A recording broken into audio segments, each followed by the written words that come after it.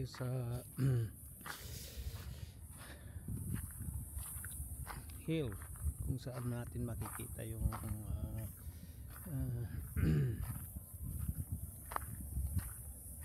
Pilbara Port Authority. Ito ito yung tinatawag din nila ng part pa rin ito ng Morojoga.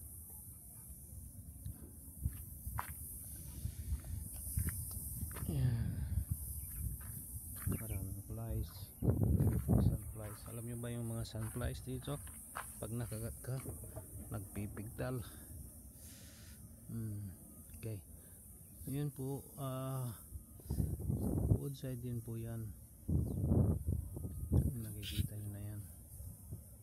Yun po yung woodside,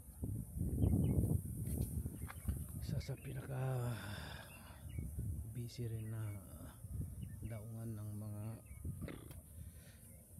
barko.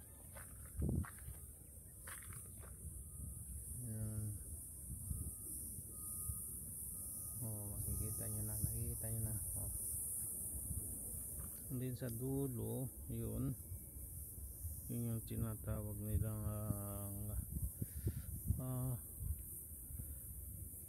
Rio Tinto Parker Point. Yeah, I think dyan yata sa Dampier.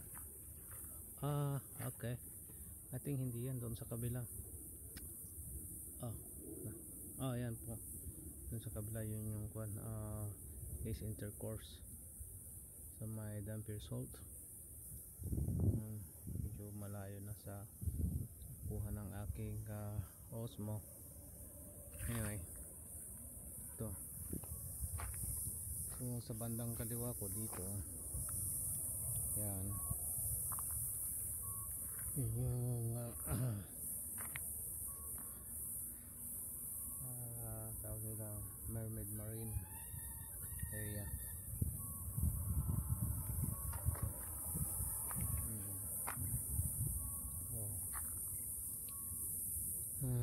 Sa kinatatayuan ko ngayon medyo mataas siya,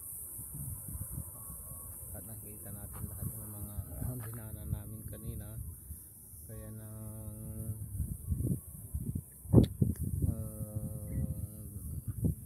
sa may papuntang Herson Cove yun.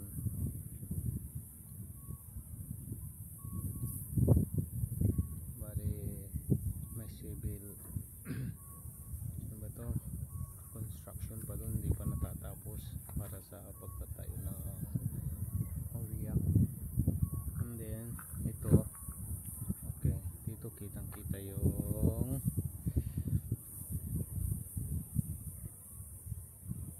pinuntahan namin, yun po yung sa may Herson Cove.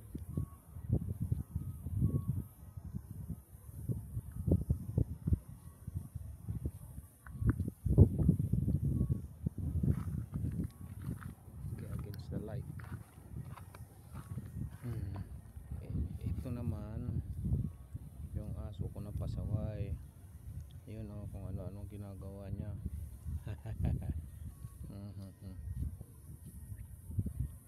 Wow, gusto ng umuwi.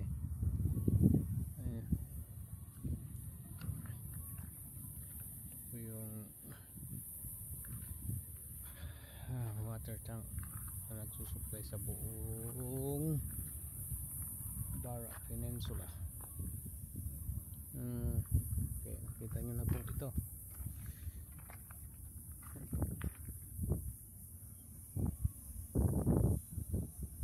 Dyan po ako nagtrabaho pala.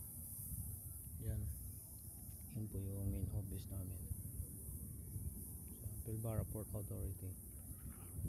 And ito yung hangout namin dito. Dito kami nagka-hangout pagkakaroon ng oras, papasyal, magsa-sightseeing. Maganda dito yung sunset, kasi yung araw kitang kita, napapalubog, ang ganda. Pero bihira kang makapunta dahil malayo.